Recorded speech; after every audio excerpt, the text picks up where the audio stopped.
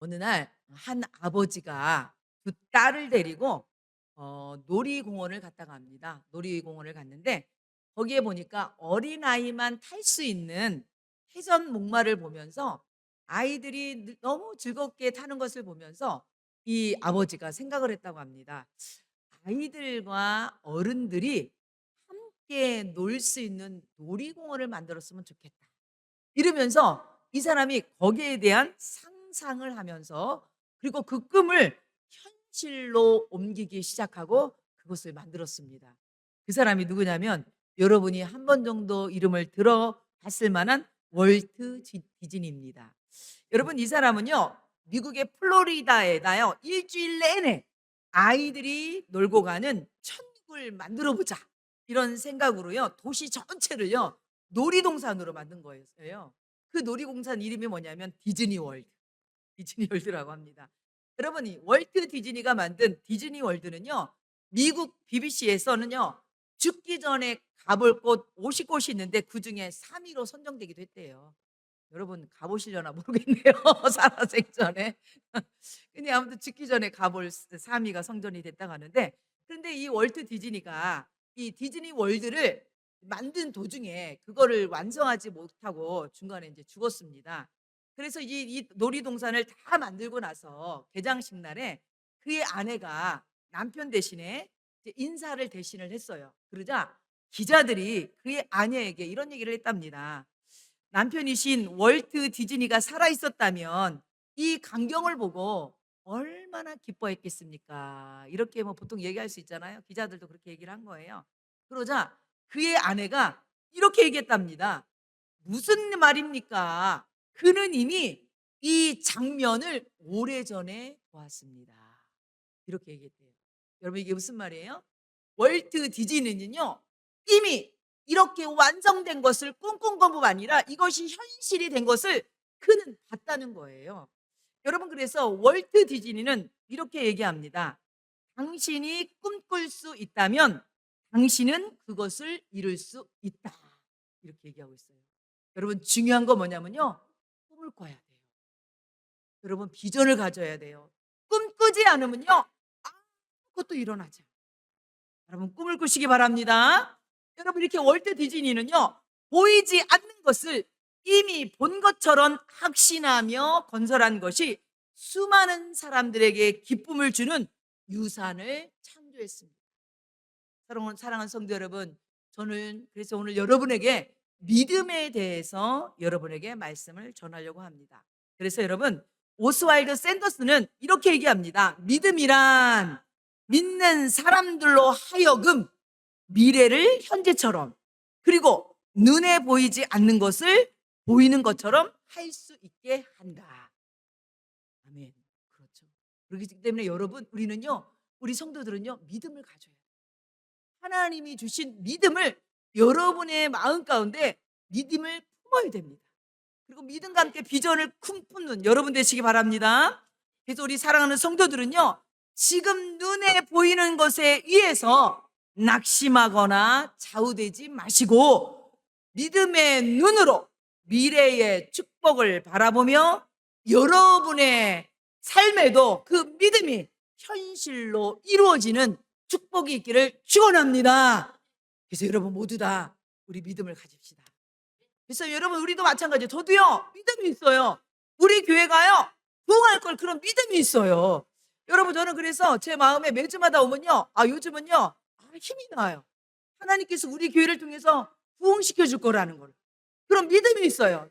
왜 그러냐면 그 믿음의 근거가 제가 아니라 능력이 있는 하나님께서 오기 때문입니다. 여러분 나름대로 여러분도 믿음을 가지세요. 꿈을 가지세요. 여러분의 삶의 현장 가운데. 그래서 여러분도 꿈꾸시고 그 믿음을 가지시기 바랍니다. 그래서 여러분 월트 디즈니처럼 여러분이 믿고 여러분이 갖는 그 비전이 현실로 이루어질 걸 믿습니다. 여러분 오늘 특별히 오늘 히브리서 말씀을 우리가 읽었는데요. 히브리서를 받는 수신자들은요. 바로 누구였냐면 유대교 출신의 그리스도인들이었어요. 유대교에서 전향해서 예수님을 구주로 믿는 사람들이었어요. 그랬는데 이 사람들이 바로 예수님을 믿는다는 그 신앙 때문에 첫 번째 불이익을 당하기 시작하는데, 그 첫 번째 불이익이 뭐냐면 재산이 몰수당했어요. 경제적인 손실이 왔고요. 두 번째는요, 신체적으로 위협이 와갖고요, 투옥을 당하기도 하고, 세 번째는요, 공개적으로 모욕과 조롱을 당하면서 사회적으로 배척을 당했습니다. 한마디로 유대 사회 공동체에서 단절을 당하면서 극심한 박해와 환난에 직면하게 되었던 거예요. 왜 그러냐면 유대교에서는요, 예수님을 인정하지 않으니까요. 그런 사회에서 예수님을 구주로 믿으니까 바로 이 사람들에게 이런 불이익이 생기기 시작한 거예요. 그러자 이 믿음의 사람들이 바로 어떤 현상이 일어났냐면 신앙에 대한 회의가 들어오면서 다시 유대교로 돌아가자는 배교의 유혹이 바로 만연하기 시작했어요. 그랬을 때에 오늘 히브리서 기자는 그런 믿음을 갖고 있는 사람들에게 아니다, 성도는 믿음으로 살아야 된다 그러면서 오늘 히브리서 11장을 통해서 우리의 믿음으로 살았던 믿음의 선배님들의 16명을 한 사람 한 사람 불러내면서 그들의 믿음을 발자취를 보여주면서 너희들도 이 어려운 가운데서 믿음으로 살아야 된다는 것을 보여주고 있는 것입니다. 그래서 여러분 히브리서 10장 38절에는 이렇게 얘기하고 있습니다. 나의 의는 믿음으로 말미암아 살리라. 또한 뒤로 물러가면 내 마음이 그를 기뻐하지 아니하리라 하셨느니라. 아멘. 그렇습니다. 그래서 지금 믿음이 흔들리고 있고 믿음이 약해지고 있는 바로 성도들에게 바로 성도는 믿음으로 말미암아 살아야 되고 절대로 뒤로 물러가거나 휘퇴하거나 신앙을 포기하면 안 된다는 것을 지금 말씀하고 있어요. 그러면서 히브리서 11장에는요 믿음이란 단어가요 총 24번이나 등장합니다. 그래서 여러분 히브리서 11장을요 우리가 믿음장이라고 얘기를 하고 있는 것입니다. 그러면 여러분 과연 믿음은 무엇인가 우리가 오늘 말씀을 통해서 같이 보려고 합니다. 히브리서 11장 1절에 보니까 믿음은 바라는 것들의 실상이요 보이지 않는 것들의 증거니, 우리가 많이 듣던 말씀이죠. 여러분 여기서 실상이라는 것은 뭐냐면요 헬라어로 여러분 히포스타시스로, 히포라는 것은 아래라는 뜻이 있고요 스타시스는 서 있다는 뜻이에요. 다시 말해서 여기 실상이라는 게 뭐냐면 기초 토대라는 얘기예요. 다시 여러분 해석하면 뭐냐면 믿음은 우리가 바라는 것의 기초요 토대가 된다고 얘기하는 것입니다. 첫 번째 여러분 실상이라는 것은 기초요 토대라고 그랬고요. 두 번째 실상이라는 건 뭐냐면요 당시에 고대 그리스 법적 문서에는요 바로 실상이라는 단어를 보증서, 권리증서라는 단어로 사용됐습니다. 한마디로 법적으로 내 것임을 증명하는 문서가 됐다는 거예요. 여러분 쉽게 해석하면 이게 무슨 말이냐면 바로 믿음이라는 것은 우리가 바라는 것들을 소유할 수 있게 해주는 보증서가 된다는 거예요. 아멘. 그러니까 믿음이라는 것은 여러분이 그리고 제가 소원하고 바라는 것들이 소유할 수 있게 해준다는 뭐가 된다는 거예요? 보증서, 실체가 되게 해준다는 것입니다. 바로 믿음이라는 것은 우리가 바라는 것들이 현실에서 발생하도록 해준다는 것입니다. 그리고 여러분 두 번째 믿음은 뭐냐면 믿음은 바라는 것들의 실상이요 보이지 않는 것들의 증거라고 했습니다. 여러분 증거라는 것은 여러분 엘렌코스라고 해서 요거는 증거는 확증, 확신 이런 뜻이 있습니다. 이게 무슨 말이냐면 믿음은 눈에 보이지 않아도 믿음은 이미 그것이 실제임을 확증한다는 뜻입니다. 근데 여러분 여기서 우리가 기억할 것은 여러분 믿음이라는 것은 하나님의 약속을 근거한 비전입니다. 바로 하나님께서 우리에게 주신 약속의 말씀을 우리가 믿을 때 그 말씀이 믿음으로 우리에게 소유가 된다고 한 것입니다. 그래서 여러분 매튜 헨리는 이렇게 얘기하고 있습니다. 믿음은 확고한 확신이며 하나님께서 그리스도 안에서 우리에게 약속하신 것을 모두 성취할 것임을 신뢰하는 것입니다. 이렇게 얘기하고 있습니다. 그렇습니다. 성도 여러분, 여러분의 믿음은요 얼마든지 하나님의 약속하신 말씀이 우리의 삶 가운데 이루어지고 성취되게 하는 것이 여러분의 믿음을 믿으시기 바랍니다. 여러분, 그런 역사가 나타나요. 그래서 여러분이 하나님의 약속의 말씀을 붙들고 우리가 그래서 기도하는 거예요. 왜요? 하나님은 약속을 신실하게 지키시는 분이기 때문입니다. 여러분, 베이직 교회 조정민 목사님이라고 여러분 한 번씩 들어봤을 거예요. 그분은요, 예전에 MBC 기자였고요, 뉴스데스크 앵커를 맡았던 분이에요. 근데 이분이요, 나이 먹어서 하나님을 만났어요. 그리고 말씀을 통하여서 하나님을 경험했어요. 그분이 그 하나님을 만나고 그 좋은 기자, 그리고 뉴스 앵커로서 얼마나 사회적으로 얼마나 잘 나갔던 분이에요. 근데 이분이 이 모든 것을 다 버리고요, 여러분, 신학을 하고 나이 먹어서도 목회자가 됐어요. 근데 이분이 이렇게 됐던 말씀이 뭐냐면 에베소서 3장 8절 말씀이었대요. 모든 성도 중에 지극히 작은 자보다 작은 나에게 이 은혜를 주신 것은 측량할 수 없는 그리스도의 풍성함을 이방인에게 전하게 하시려고 이 말씀에 은혜를 받았대요. 그렇구나. 예수님 안에는 측량할 수 없는 풍성함이 있구나. 그것을 본인이 경험을 한 거예요. 예수님 안에 있는 풍성한 은혜를 경험을 한 거예요. 바로 예수님의 안에 있는 구원과 사랑을 경험하고 기도 응답을 경험하고 회복과 치유의 역사를 경험하고 축복을 경험하고, 이것을 경험하면서 이 예수님 안에 있는 이 풍성한 축복을 나도 이제 내가 경험한 이것을 전하는 사람이 되어야 되겠다. 이래서 이분이 목회자의 일을 갔다는 얘기를 들은 적이 있습니다. 성도 여러분, 그렇습니다. 우리도 얼마든지 예수님 안에 있는 풍성함을 누릴 수 있게 됨을 믿으시기 바랍니다. 여러분, 우리들도요, 모두 다 우리 예수님 안에 있는 풍성한 그 구원과 영생과 생명과 치유와 회복과 소망과 축복을 경험하시는 우리 성도들 되시기를 바랍니다. 왜 그러냐면 우리 하나님은요, 약속을 지키시는 분이기 때문입니다. 그래서 민수기 24장 19절에 보니까 하나님은 사람이 아니시니 거짓말을 하지 않으시고 인생이 아니하시니 후회가 없으시도다. 어찌 그 말씀하신 바를 행하지 않으시며 하신 말씀을 실행하지 않으시랴. 아멘. 그렇습니다. 하나님께서는요, 하나님께서 약속하신 그 말씀을 반드시 신실하게 이루심을 믿으시기 바랍니다. 여러분, 이 약속을 신실하게 이루심을 경험한 사람들이 바로 우리의 믿음의 선진들이라는 거예요. 그래서 히브리서 11장 2절에 보니까 선진들이 이로써 증거를 얻었느니라, 이렇게 얘기하고 있습니다. 여기서 증거를 얻었다는 것은요, 이거는 법적 용어로서요, 사실을 증명하다, 이런 뜻이에요. 여러분, 이게 무슨 말이냐면 히브리서 11장에는요 16명의 믿음의 선진들의 이름이 나오거든요.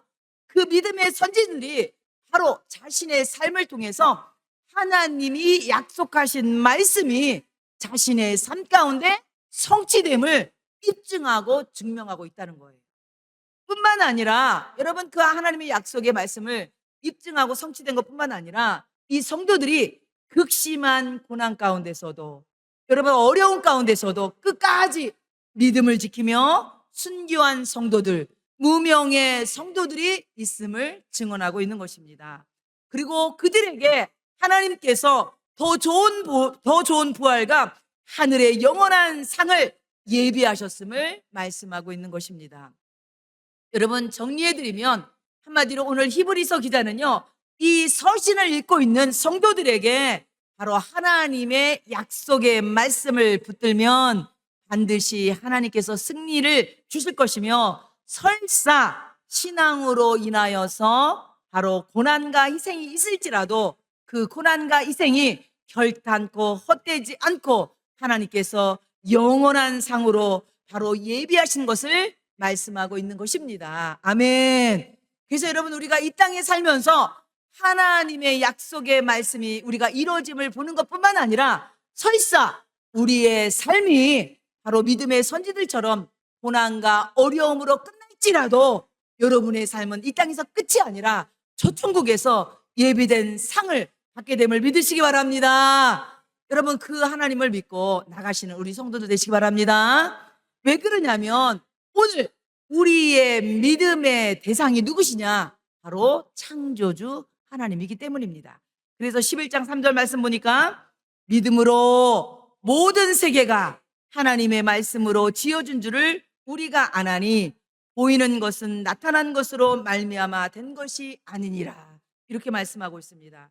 여러분, 사실 우주의 기원에 관한 문제는요, 과학도 철학도 열심히 여러분 그 기원에 대해서 알아보려고 나름대로 총동원을 해서 수단과 방법을 동원해서 알아봤지만 여러분 사실은 완벽하게 제대로 된 여러분 해결책을 발견하지 못했습니다. 여러분 우주의 신비는요, 과학과 철학으로도요, 여러분 모두 증명되지 않습니다. 그런데 오늘 히브리서 기자는요, 인류 역사상 모든 노력으로 풀지 못한 우주의 기원에 관해서는요, 바로 우리가 믿음으로 바라볼 때 비로소 그 문제가 해결되고 이해될 수 있다고 말씀하고 있습니다. 여러분, 그래서 제가 오늘 여러분에게 짧은 동영상을 하나 준비했습니다. 한번 보시기 바랍니다. Hey brother, what? Do you believe in life after birth? Huh? Yeah, like, do you believe in mom? Nah, I don't believe in those things. I'm an atheist. I mean, have you ever seen mom? 여러분 아주 짧은 동영상이지만 우리에게 많은 것을 시사하고 있죠. 뱃속에 있는 아기는요, 엄마를 볼 수 있어요, 없어요? 없죠. 그러니까 두 아이가 지금 뭐라 그래? 엄마의 존재를 믿어 그랬더니 난 무신론자라서 안 믿는데요. 여러분 안 믿는다고 엄마의 존재가 없습니까? 있어요. 마찬가지예요.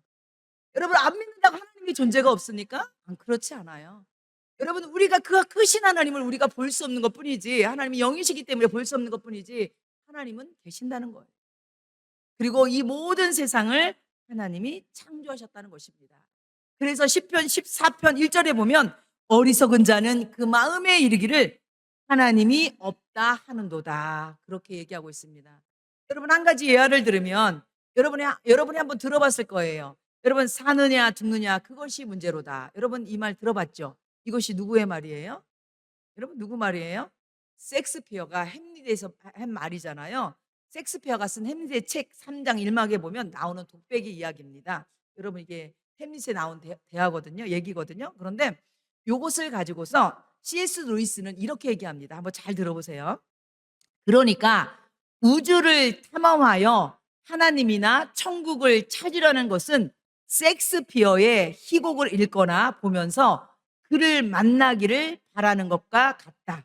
섹스피어는 어떤 의미에서 그의 모든 희곡의 모든 순간 속에 존재하지만 결코 작품 속 인물처럼 존재하지는 않는다. 여러분 이게 무슨 말이냐면 섹스피어는 누가 썼었어요? 햄릿은 누가 썼어요? 섹스피어가 썼잖아요. 그렇지만 여러분 햄릿이란 책 속에서 섹스피어가 등장해요? 등장하지 않아요? 등장하지 않죠. 하지만 여러분 우리는 그 속에 있는 그 인물들의 대사나 그들의 성격을 통하여서 섹스피어의 사상과 그의 정신을 책 속에서 만날 수가 있죠. 마찬가지로 여러분 이 세상 모든 것은요 하나님 만드셨어요. 하지만 하나님은 우리 눈에 볼 수 없지만 여러분 하나님은요 자신을 눈으로 보이게 드러나지 않지만 그분의 손길을요 세상 곳곳을 통해서 우리는 바로 느낄 수가 있어요. 그래서 로마서 1장 20절 이렇게 말씀하고 있습니다. 창세로부터 그의 보이지 아니하는 것들 곧 그의 영원하신 능력과 신성이 그가 만드신 만물에 분명히 보여 알려졌나니 그러므로 그들이 핑계하지 못할지니라. 아멘. 그렇습니다. 비록 하나님은 눈에 보이지 않지만 그 하나님이 만드신 세상을 통해서 우리는 하나님의 능력과 신성을 우리가 볼 수 있다는 것입니다. 여러분 섹스피어 책에서 섹스피어라는 인물을 만날 수 없지만 그의 정신과 그의 사상을 만날 수 있는 것처럼 우리는 세상을 통해서 하나님을 만날 수가 있다는 거예요. 아멘. 그래서 여러분 시편 33편 6절에 보니까 여호와의 말씀으로 하늘이 지음이 되었으며 그 만상을 그의 입기운으로 이루었도다. 요한복음 1장 3절에 보면 만물이 그로 말미암 바 지은 바 되었으니 지은 것이 하나도 그가 없이는 된 것이 없느니라. 아멘. 여러분 그러니까 여러분 우리가 하나님이 우주를 만들었다는 이 창조신앙이 얼마나 중요한지 몰라요.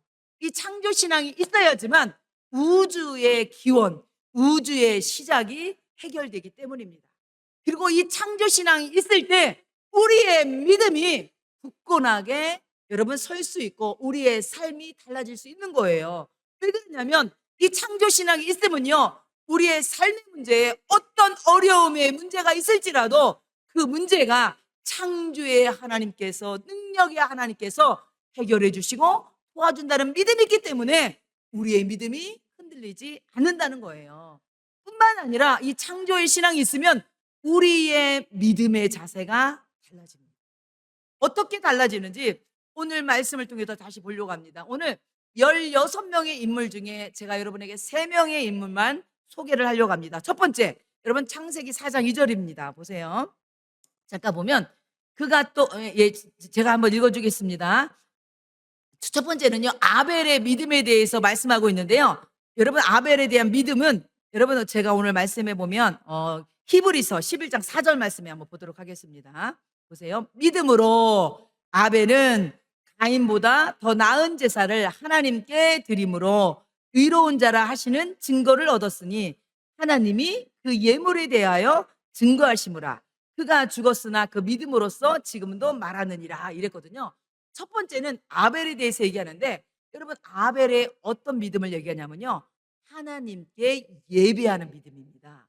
여러분이 잘 아는 것처럼 창세기 4장 2절에 보면 여러분 아담이 여러분 가인과 아벨을 낳잖아요. 근데 여러분 아는 것처럼 가인은 어떤 일을 하는 사람이었어요? 농사 짓는 사람이고 아벨은 양 치는 사람이었어요. 그런데 여러분 창세기 2장 15절에 보면 여호와 하나님이 그 사람을 이끌어 에덴 동산에 두어 그것을 경작하게 하며 지키게 하시고 이랬거든요. 바로 가인과 아벨의 아버지인 아담은요, 바로 에덴 동산에서 뭐를 했냐면 에덴 동산을 경작하며 지키게 했어요. 그래서 여러분 그 첫째 아들인 가인이 아버지의 농사를 이어받아서 농사를 짓고, 둘째 아들은 오늘 말씀처럼 바로 양치기, 바로 양을 치는 목자였다는 것이죠. 그런데 여러분 오늘 창세기 4장 3절 5절에 보면 세월이 지난 후에 가인은 땅의 소산으로 제물을 삼아 여호와께 드렸고 아벨은 자기도 양의 첫 새끼와 그 기름으로 드렸더니 여호와께서 아벨과 그의 제물은 받으셨으나 가인과 그의 제물은 받지 아니하신지라 이렇게 되어 있어요. 여러분 이게 무슨 말입니까?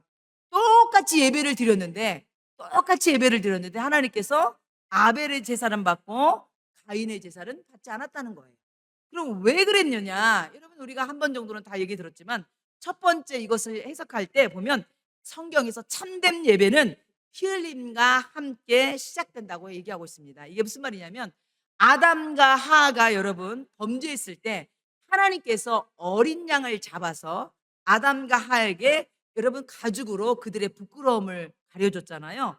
이것이 바로 죄를 가려진다는 이 사실을 통해서 바로 처음으로 바로 피 흘림에 바로 그 피 흘림이 있어야지만 죄가 덮어진다는 것을 보여주는 거죠.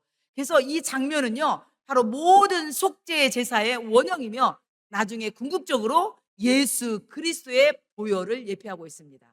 그러니까 아벨은요, 양을 잡음으로 하나님께 피 흘림의 제사를 드렸다는 건 뭐냐면 모든 죄는요 피 흘림으로 인하여서 바로 그 죄가 씻음 받는다는 거죠. 오늘 우리도 마찬가지입니다. 우리도요 예수님의 보혈의 능력으로 우리의 어떤 죄도 깨끗이 씻음 받게 됨을 믿으시기 바랍니다. 그래서 첫 번째 학자들은 말하기를 이 아벨이 하나님께서 아벨의 제사를 받은 것은 이런 피 흘림의 제사가 있어서 받으셨다, 그렇게 보는 학자들이 있고요.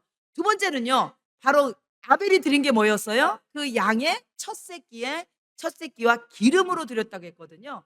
여러분 여기서 기름이라는 것은요 단순한 기름이 아니라 히브리에 보면 헬레브, 그래서 이걸 뭐냐면요 가장 살찐 부분, 가장 좋은 것, 가장 맛있는 부분을 얘기하는 거예요. 쉽게 얘기해서 아벨은요 하나님 앞에 가장 좋은 것을 드리려고 했다는 것이죠. 그래서 하나님께서 그 아벨의 그 예배를 받으셨다는 거예요. 그래서 성경에 보면 창세기 4장 4절에 보면 하나님이 아벨과 그의 제물을 받으셨다 그랬다는 얘기죠. 여러분 이게 무슨 말이냐면 하나님께서는요 먼저 재물에 관심 있는 것이 아니라 예배자에 대해서 관심을 갖고 계신다는 거예요. 예배자가 어떤 마음으로 예배를 드리느냐, 이것이 중요하다는 거예요. 그래서 오늘 히브리서 아까 제가 읽었던 11장 4절 말씀처럼 믿음으로 아벨은 가인보다 더 나은 제사를 드렸다는 거예요. 예, 믿음으로 드렸다는 거죠. 여러분, 우리가 하나님이 창조주 하나님을 믿을진데 여러분이 오늘 누구한테 예배 드리는 거예요? 하나님한테 예배 드리는 거예요. 그런데 여러분, 오늘 이 시간에 여러분이 드리는 예배를 하나님이 받으시는데 먼저 뭐를 받으시냐? 여러분이 드리는 예물만 받으시는 게 아니라 여러분 자체를 받으신다는 거예요. 여러분이 오늘 이 시간 하나님 앞에 최선을 다해서 드리는 그 중심을 보신다는 것입니다. 여러분, 오늘 저는 특별히 오늘 이제 우리 은혜가 이렇게 지난번 약속을 했거든요. 예배에 내가 오기로 했는데 약속을 못 지키면 제가 택시를 타고라도 오겠습니다 했는데 정말 택시를 타고도 오늘 와서 예배를 드려요. 하나님이 그 중심을 보는 거예요. 바로 그 순간부터 하나님께서 그 예배를 받으시는 거예요. 그리고 우리 강 집사님도 저 멀리서 버스를 타고 오는데 저는 강 집사님이 지난번에 하신 말씀이 얼마나 은혜가 된지 몰라요. 목사님, 저는요 집에서 나올 때 오늘 말씀에 기대를 하고 나온대. 하나님이 오늘 어떤 말씀을 주실까 기대하고 하나님께서요 버스를 타면 1시간 넘게 걸린대. 여기까지 오려면. 우리 뭐 경주도 마찬가지고 하나님께서 그 멀리서부터 그것을 거기부터 예배가 시작되는 거예요. 여러분이 나오는 그 시간부터 요 1시간 드리는 예배가 아니라 여러분이 주님 앞에 나오려고 시작하는 그 시간부터 예배입니다. 하나님께서 이 여러분의 그 여러분 자체를 여러분의 마음을 받으시는 거예요. 그래서 바로 여러분 이 아벨이 바로 하나님 앞에 그런 예배를 드렸다는 것입니다. 그래서 여러분 아벨은요 예배에 성공한 사람이에요. 두 번째 나오는 사람이 누구냐면 에녹이에요. 그런데 아벨이 예배를 하나님께 받으실 만한 예배를 드렸다면 에녹은요 삶의 예배를 드린 사람입니다. 볼까요?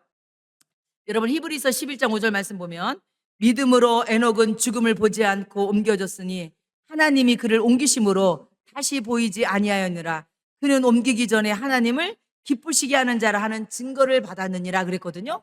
에녹은요 하나님을 기쁘시게 하는 자라 이런 증거를 받았대요. 그런데 그의 신앙의 모습이 어떤 모습이었길래 하나님이 에녹을 보시고 기뻐하는 자라 했냐면 창세기 5장 21절부터 22절 24절에 보면 에녹은 65세에 무드셀라를 낳았고 무드셀라를 낳은 후 300년을 하나님과 동행하며 자녀들을 낳았으며 그는 365세를 살았더라.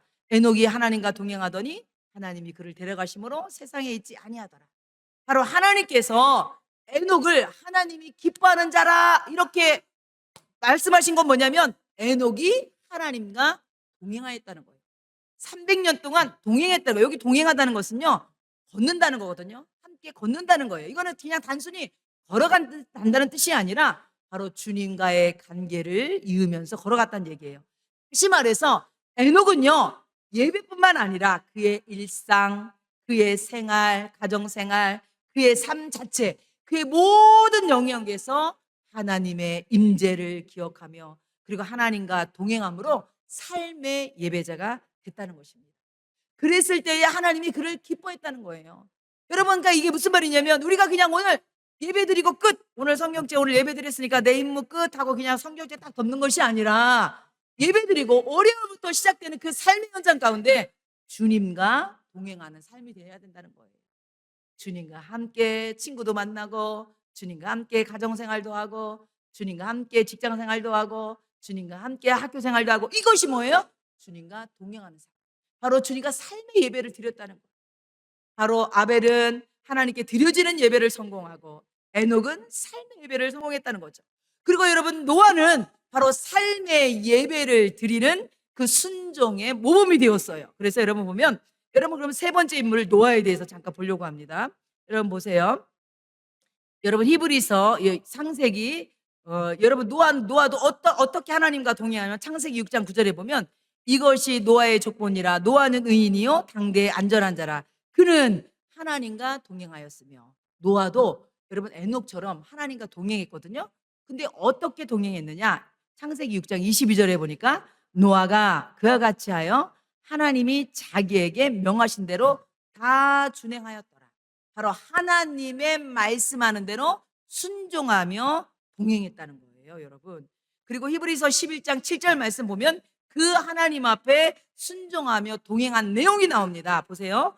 믿음으로 노아는 아직 보이지 않는 일에 경고하심을 받아 경외함으로 방주를 준비하여 그 집을 구원하였으니 이로 말미암아 세상을 정죄하고 믿음을 따르는 의의 상속자가 되었느니라. 아멘. 여러분, 노아는요 바로 어떻게 하나님과 동행했냐? 하나님의 말씀을 순종함으로. 어떻게 순종했냐? 하나님께서요 장차 이제 120년 뒤에 이 땅에 홍수로 심판하신다고 했거든요. 그러면서 노아에게 뭐라고 했냐면 방주를 치라고 했거든요. 그런데 여러분, 당시의 모든 사람들은요 홍수를 경험해보지 않은 사람들이었어요. 여러분, 그런데 지금 홍수의 징조도 없는 그 상황 가운데 노아가요 120년 동안, 1, 2년도 아니고요 120년 동안 하나님의 약속의 말씀을 믿고 방주를 지었다는 거죠. 여러분, 그 방주의 크기가요 축구장 크기의 한 개 반 정도가 된답니다. 뿐만 아니라 여러분, 그 나무를 줬으니까 물이 새지 않도록 어떻게 해야 돼요? 곳곳마다 역청을 다 발랐던 거죠. 여러분, 그러니까 많은 사람들이 비웃은 거죠. 비도 오지도 않는 곳에. 더구나 여러분, 날마다 노는 밥 먹고 하는 일이 뭐예요? 망치질하는 거예요. 망치질. 어떻게 보면 뭐예요? 난 사람들이 볼 때 조롱하는 거죠. 여러분, 어떻게 보면 우리의 믿음 생활도 마찬가지예요. 저 사람은 밥만 먹으면 기도하네, 밥만 먹으면 교회를 쫓아가네.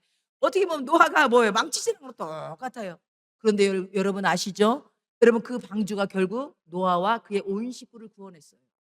여러분이 밥만 먹으면 기도하고 밥만 먹으면 교회 나오고 하나님 교회나 이 모든 것이 결국은 여러분을 구원하고 여러분의 가족을 구원하게 되는 놀라운 은혜임을 믿으시기 바랍니다. 그렇죠. 그래서 오늘 여러분 3명의 인물을 통하여서 우리는 예배를 통하여서 삶의 예배를 통하여서 그리고 믿음과 순종을 통하여서 구원 얻는 바로 놀라운 예표를 3명을 통해서 보여주고 있는 것입니다. 그러면 여러분, 결론적으로 말씀드리면 그러면 하나님을 기쁘시게 하는 믿음은 뭐냐? 바로 히브리서 11장 6절에 말씀하고 있습니다. 하나님을 기쁘시게 하는 믿음은 믿음이 없이는 하나님을 기쁘시게 하지 못하나니 하나님께 나가는 자는 반드시 그가 계신 것과 또한 그가 자기를 찾는 자들에게 상 주시는 이심을 믿어야 할지니라. 아멘. 사랑하는 성도 여러분, 하나님이 기쁘시게 하는 믿음은 뭐라고요? 하나님께 나가는 자는요 반드시 그가 계신다는 것, 그리고 그가 우리의 예배를 받으신다는 것. 여러분, 여기 보면 나간다는 단어가요, 여러분 여기 이 단어가 뭐냐면 제사장이 하나님께 나가는요 예배적 용어입니다. 바로 이게 뭐냐면 어떤 상황 가운데서도 우리는 하나님이 내 예배를 받으신다는 그런 믿음으로 나가란 얘기예요. 그리고 여러분, 그 하나님께 나간 사람에게 하나님께서 반드시 상을 주신다는 믿음을 가지시기 바랍니다. 여러분, 일본의 간상어인 비단잉어 코이라는 물고기가 있답니다. 그런데 이 코이는요, 아주 코이에게는요 흥미로운 현상이 있는데, 이 물고기는요 사는 환경에 따라서 몸집이 달라진대요. 여러분, 이 코이가요 좁은 어항에 살면요 크기가 5cm, 8cm 정도 아주 작답니다. 그리고 수족관에 살면 조금 더 커서 15cm에서 한 20cm 정도, 연못에 살면 한 25cm 정도 자란대요. 그런데요, 이 코이가요 강물에 살잖아요. 그럼 이 코이가 1m 20까지 큰대요. 한번 보여줄까요, 사진을?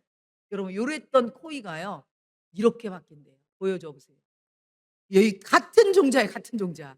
그런데 뭐예요? 이게 환경에 따라서 이렇게 달라진다는 거예요. 여러분, 똑같습니다. 여러분, 우리도요, 우리가 똑같은 말씀을 들어도 여러분 믿음에 따라서 여러분의 차이가 난다는 거예요. 어떤 사람은요 똑같이 하나님 말씀, 이 시간 똑같이 예배를 드리고 있잖아요. 똑같이 말씀을 드리고 있잖아요. 말씀을 듣고 있잖아요. 그런데 여기에서 이 말씀을 들으면서도 어떤 사람은요 그 말씀이 큰 믿음이 되고, 어떤 사람은요 작은 믿음이 되고, 어떤 사람은요 연약한 믿음이 된다는 거예요. 저는요 우리 성도들이요 정말 말씀을 들을 때마다 큰 믿음이 되기를 축원합니다. 중요한 건 뭐냐면요 믿음은 자라기 때문이에요. 비록 내가 지금은요 나의 믿음이 너무 약해, 나는 믿음이 지금 너무 약해, 나는 부족해, 그럴지라도 걱정하지 마세요. 여러분의 믿음은요 코이처럼 자랄 것을 믿습니다. 그래서 데살로니가후서 1장 3절에 보니까 형제들아 우리가 너희를 위하여 항상 하나님께 감사할지니 이것은 당연하면 너희의 믿음이 더욱 자라고 너희가 다 각기 서로 사랑함이 풍성함이니. 아멘. 그렇습니다. 사랑하는 성도 여러분, 여러분의 믿음은 말씀을 들음으로 자라게 됨을 믿으시기 바랍니다. 기도를 통해서 자라게 됨을 믿으시기 바랍니다. 삶을 통해서 하나님의 살아계심을 경험함으로 자라게 됨을 믿으시기 바랍니다. 여러분, 그래서 그리스도 경험해 보면 눈을 감은 사람은 그의 손이 미치는 곳까지 그의 세계요, 무지한 사람은 그가 아는 곳까지가 그의 세계요, 위대한 사람은 그의 믿음과 비전이 미치는 곳까지가 그의 세계라고 말하고 있습니다. 사랑하는 성도 여러분, 여러분이 품은 믿음과 비전이 여러분의 미래입니다. 여러분의 인생도 여러분의 믿음과 비전의 크기에 따라 결정됩니다. 저는 우리 사랑하는 성도들이 오늘 코이처럼 여러분이 오늘 예배를 통하여서 그리고 기도를 통하여서 하나님을 경험하심으로 여러분 믿음의 큰 거인들이 되시기를 축원합니다.